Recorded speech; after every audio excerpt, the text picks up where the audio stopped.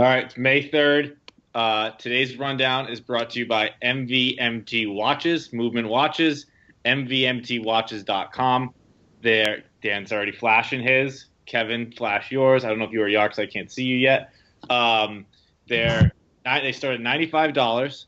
They look like they cost $400, $500. So if you're one of those little Go Prez Go kids who wants to look like Dave, that's the watch you need to be getting right there. You need to rock that. Dan's doing a fantastic job modeling. They're sleek, they're stylish, they're cheap, but made well and look good. It's MVMTWatches.com and Movement Watches. Let's go. All right, it's May 3rd. It's the rundown.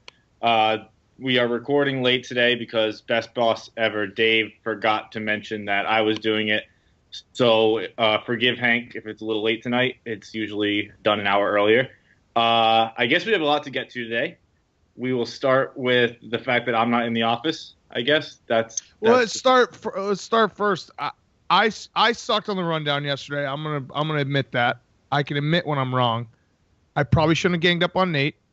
Nate and I talked about it after. I apologize for ganging up on him. My point that I sucked at getting across was that Nate wants more shine, and that was a chance where he could have captivated, more of an audience. He agreed, yeah. But I was wrong for how I talked to Nate, so I'm gonna own that. I'll publicly say sorry to him. I already privately said sorry to him last night. Now we can talk about Dave. Wow, look at that. Kevin? No, I mean I was wrong. I looked back and I was like, fuck, that was I shouldn't have ganged up. I should have let Dave be a dick like he's a dick and just stayed out of the whole thing like Kevin did. So that was on me, and I own it. I admit that I was wrong. 10-foot pole. I was like, I am out. No, I can admit when I sound like an asshole and I come across as a douchebag. That's not what I was trying to say. I wasn't trying to say Nate has to live blog every moment of his life. I was just saying it seemed like an opportunity where he could have gotten more of an audience, and it felt like he lost it. And we talked about it after. There's a middle ground there. You guys know you can't live blog everything. But if you see like a moment where it's like, oh shit, this could get like something rolling, you got to kind of grab it. Well, and also, Dan, apparently you have to sit there and look at yourself in the mirror and question whether you have any self-worth at all, or if Dave Portnoy is responsible for all your success and your entire livelihood. Because apparently that's the way we operate around here. Best boss in the world. So what exactly happened? Like I kind of saw some stupid ass woman has like just run into your office twice. Like if this woman can drive, we're not having this conversation, correct? We are not. That's correct. That's bullshit. This woman is going to be like the downfall of Barstool Sports. Yeah. Some old bird drove into the office, and because of that, everything is fucking burning now. Fuck this woman. It's unbelievable. I mean, Dave is right in the sense that it should have been blogged and it's a big story. Where he's wrong, I think, is that it's been discussed not being in the office. Like when we moved out, when we first sold, he was like, we're moving in May. So I worked towards subletting my apartment, since my apartment I don't lease it up until September, which I succeeded in doing. So I had to move out in May. And I was like, I'm not going to be in the office. It doesn't make a lot of sense to drive 3 hours a day when the job is just blogging and be done from home. And he agreed. So that was that. Everyone who was supposed to be in the office today was in the office, which I think is just Gaz and Hank. Hank happened to be running an errand at the time, but he had been in the office. But from now on, it's office 10 a.m. That's what the boss says, so that's what we'll do. It's even if it's what the boss didn't say previously. I don't know. I think apparently no one feels bad for us, and they shouldn't. Dave's not the best communicator. Let's just say that. We didn't find out I was doing this until 2 seconds ago. So right. No, he's not a great communicator. But I actually think his blog wasn't that crazy, and that you should be saying to yourself if I left, would people follow me? That's not a bad way to live your life. That was his point. That's fine on that. That's applicable to everything. Yeah, the communication leading up to that was where things might have fallen apart. But that's that, I guess. I don't think it was too inflammatory. I will be going to the office from now on, and that's that. Are you happy about that? No, I would certainly prefer to not commute an hour and a half each way. No, I'm not. No, I'm not happy about that.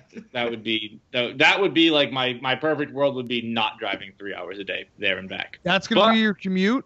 Yeah, give or take. Holy shit! You know what we need to do is just like put this lady under house arrest, and then you don't have to go to the office. No, you know what you need? You need to have this lady drive into your apartment and be like, well, if I was working from home, I could have blocked it. You got to have her crashing all over the place. But it's such bullshit when you like really break it down. Where everyone's in trouble because some old bag couldn't fucking drive her car. How often that happens every fucking day in every town in America. Come on. It should also be noted that the first time this lady drove in the office, Dave was here. We told him that it happened, and he didn't even come down from upstairs. So. Henry! Woo! Throwing fucking gasoline on the fire. I love it. Like it. All right, let's get this going. First off, we have Spurs and Warriors last night. Crazy ending. I actually was watching. I don't really know why. I'm not a huge basketball guy, but I was watching. And in real time, I saw it. In real time, from a camera in the fucking balcony, I thought, there's no fucking way you can do that. And somehow the refs didn't call it. Chaos ensued. Dan, what do you got? The reason they didn't call it is because Manu Ginobili spent the last decade flopping. So they probably were thinking there's no way that this guy actually contacted him right here, because has anyone ever seen an inbounder throw a forearm shiver at like the defender? So your brain says, okay, Manu's flopping because he always flops. Madness. Finally, we have a good game. It took forever. It feels like the playoffs have been going on for a month, and we finally had our first good game. Is this the first one of the entire? Like, I think the Celtics was a game 4, or there's maybe been a one of the couple games in Boston were close. Yeah, there's been a couple decent games, but this was one where it felt like the series was kind of at stake because now Oklahoma has a chance, and also it's two very good teams. That it sucks too because the foul totally takes away that fucking pass from Tony Parker, which I've watched it like a million times. I still don't know like how he did it. Yeah. How did he do that? That was it's very weird for like just a pass to be the highlight of the game, but that was like incredible. Like defied physics the way he did that. The whole inbound, I mean, I love the move from Waiters because it's just I think he was probably like, I have no fucking idea why I'm inbounding the ball. I have no idea why my coach has put me in this position. I'm fucking Dion Waiters. Throwing that out there, like, I don't even think the referee knew what to do. He's looking right at it. Yeah, that still shot where he's like 2 feet away. I think it was such a preposterous move that it almost took everybody, including the officials, off guard. I mean, yeah, Manu stepped over the line. Like, everybody's seen that. But, I don't think the reaction can then be a fucking forearm to the face as the inbounder. And the real point, though, and I thought Manu was, if you saw Manu's post game, he was good about it. He was like, we got the ball. We had a 3-on-1. If Danny Green makes a better pass, that's an easy layup. They got an offensive rebound. They had 2 more shots to try to win the game. So it's not like that particularly lost in the game. But that chaos was unbelievable. If we could have fucking anarchy like that in every game, I'd take it. It's more entertaining than anything that we've seen so far. Did you see that it was the same ref, not the same one on the sidelines, but the guy with the slick back hair was the same ref who was on the sideline for Ray Allen's 3-pointer in Game 6, where he clearly stepped out. Mm-hmm. So little bit of a running theme there. I love the NBA for that reason. The incompetence has like history. Do you know what I mean? Like you see something funky happen. That's why Joey Crawford was great, because it'd be like Joey Crawford's, reffing this game and he despises Tim Duncan from like a blood feud that goes back a decade. Like what? What is that sport? So that's kind of the element of the NBA that I've always loved, that the refs, they always have feuds and they always have weird history that comes into play. When referees have statistics, like you can look up, like that's a problem. There should never be like numbers backing up how incompetent you are. Sterned again. Next up is the Met Gala, which was last night. Big night for little losers like ourselves. I don't know what the Met Gala is still. I think it's just a dinner. They don't let reporters inside, so for all we know, it could be like just a giant celebrity orgy inside. They walk a red carpet, and then there's nothing else you know nothing else once they go behind the closed doors. Let's start with Kevin. Who won the red carpet? Oh, I don't think anybody wins this red carpet. It's like, who's the biggest loser? This is the single douchiest thing that Hollywood does. Dan, what, you like this? I disagree with there was one winner. It was the dude who got to wear like the full robot thing.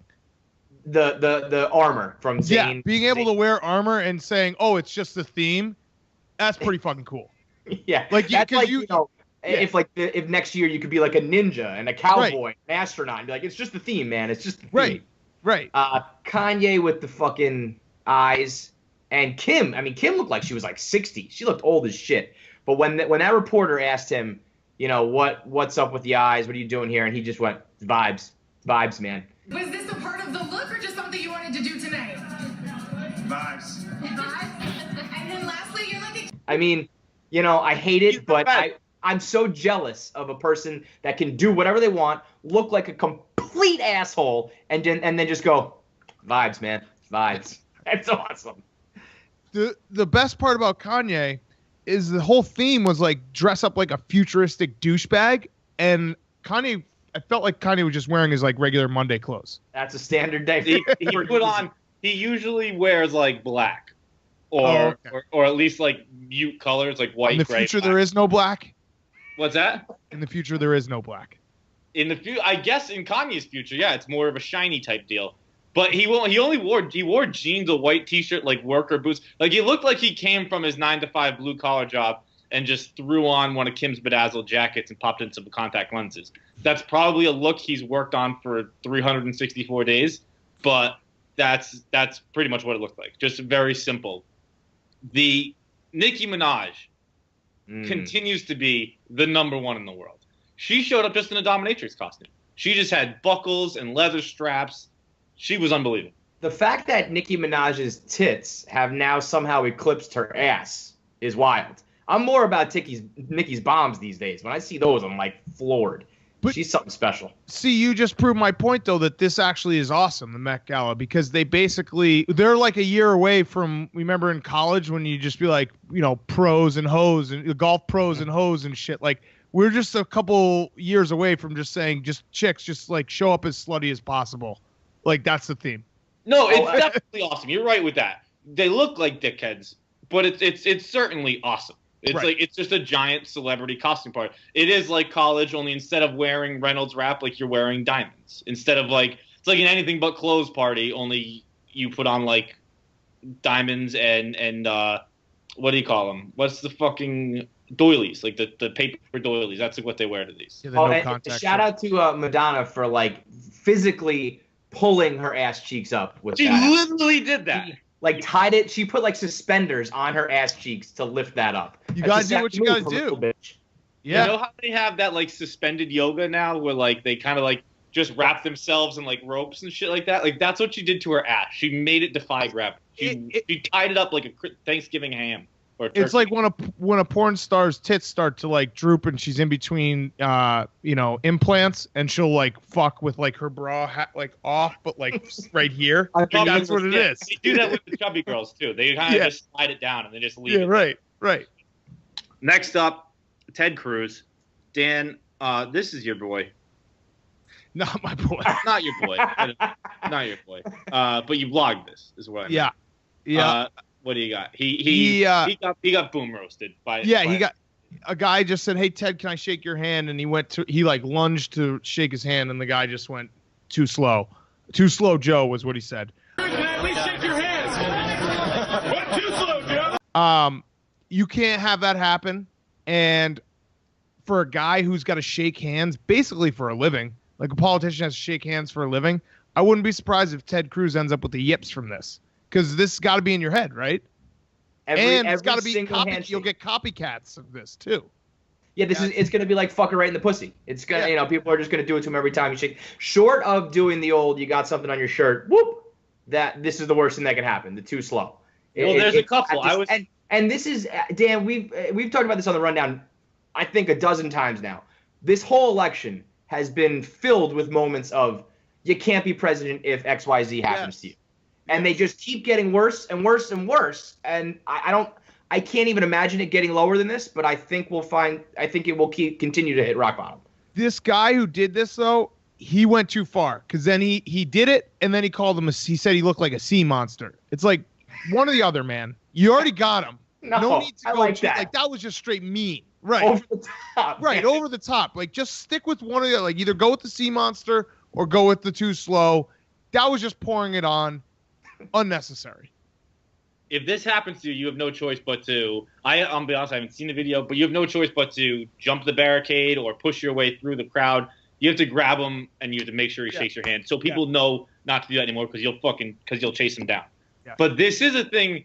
It's like arguing with a child where you can't do it because there's no coming back from this. Like you can't. There's no recourse to getting this. There's no recourse to the nose flick. There's really no recourse to like a middle finger or a your mom joke. It's like anything you did in middle school or younger. If someone does it to you as an adult, there's nothing you can do. It's not enough to punch them in the face, but it's also something that warrants some kind of response. So you just look like an idiot. No matter there's no coming back from it. It's a political sucker punch. You know, that's basically what it is. You can't come back from it. Also, Cruz's wife, came out today denying claims that he is the Zodiac killer. Dan, what do you think about having a presidential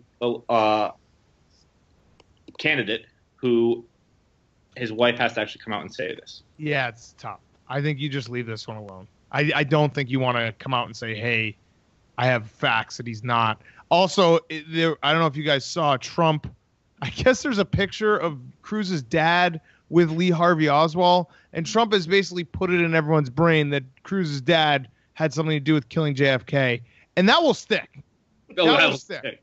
There's nothing that Cruz can do about that one. Like Trump, that was a MasterCard that Trump just pulled on Cruz. Being like, for all I know, Cruz is ready to kill a president as well. Well, the Zodiac killer thing. I mean, your wife denying that you're a Zodiac killer is a Zodiac killer move. You know, if your wife's saying these things, if she feels like she needs to address it, you're probably the Zodiac killer. So I think this is worse. I think this actually condemns him. It's official. He's the Zodiac killer. The best thing about the Zodiac killer is I don't think he even really looks like him. It's just blown up to like such an extent. I don't think that sketch looks like him too much. He looks like a sea monster. He looks like he looks like he so does many. Look like a sea. It's bad how many things Ted Cruz looks like. His face is like an amoeba. His face shifts. It looks like it's made out of like microwave Play-Doh. It's and nothing it goes good into too. A million different things. Yeah. It's Sea Monster, it's Zodiac Killer, it's Kevin from The Office, it's Grayson Allen. That's the worst four things you could like name right there. And you're talking to a guy, Feidelberg, who looks like an actual sea monster, looks like Hitler's grandma. You have a terrible list yourself, and Ted Cruz has a worse one than you. It's almost impossible, John. It's true. Next up, I don't know when this whole like I look like everything started, but I do. It's fucking horrible. Next up is Leicester City. Leicester City winning the EPL, 5,000-1 bet. Big thing. There's nothing like it's ever happened in sports. For reference, USA beating Russia was 1,000-1. Buster Douglas knocking out Tyson was 42-1. This was 5,000-1. Dan, I'm going to go back to you again because this is soccer. We're football fans here. Talking soccer, what do you yeah. think? The odds maker who made this line has to, like, he's probably dead because you can't. I know it's so improbable, but the fact that this line was available is equally as improbable. And then Darren Ravel has stolen this story. I've never seen someone take this story more than Darren Ravel. It's unbelievable to watch. I feel like he's been in Leicester for the last 2 weeks, just videotaping every drunk Englishman that walks past him. And he's somehow made like this improbable story about Darren. Like the first thing I think of when I think of Leicester City is Darren Ravel. The first thing I think of is gangbangs with ties while you call them players. Yeah, that one too. Yeah. Because that's what happened before the season started. They got caught in it. They filmed that. They didn't get caught. They themselves filmed it. Tough spot to be in when you're going on like a goodwill trip to Thailand because it's one of your major sponsors and your owner is Thai, and you get caught in an orgy where you're saying like really racist shit to a bunch of Thai women. That's tricky spot. Yeah, but They somehow got out of it, though. In They got Thailand. out of it. I That's don't think 5,001 to racism get out of really that even spot. exists in Europe. Like they can just do it. So like I don't think it's as big a deal there as it would be here. I think they're just allowed to be racist. Like they still throw bananas on the field and stuff like that. It's okay. Oh yeah, no. English people can just be racist. Well, they didn't have slaves, so Cultural. they have like It's that like a goodwill. cultural thing. I think they probably had some slaves Well, one way or it's I another. think like they did, but no, I don't world. think it was to our extent. I think we But- really owned that market. That was America did that. They took over half the world. I mean, that was kind of like. It's just not a black thing. They had a lot of slaves, I think. It just wasn't But black. I will say that I agree with John that England does feel like their cultural racism feels like gets more of a pass. Yeah, Oh, yeah. and Australia too. Australia, the pygmies. It's really America. You can't be racist. If you want to be racist, just move somewhere else, and it's totally fine. Really, it's just white American dudes that are being persecuted. Against. We're really the ones getting the brunt of the tough end of the stick here. Kevin, what were you saying? No, sorry. No, I mean the 5,000 to 1 I couldn't even wrap my head around when I started to see the other comparisons. Or like even I'm watching the Braves right now against the Mets. The Braves fucking stink. I mean they're gonna lose 120 games and they're 100 to 1. I'm thinking about if the Braves were to win the World Series, how ridiculous it would be, and that wouldn't even come in the same stratosphere as what these guys did in soccer. So I think the Browns were 200 to win the 200 to 1, yeah.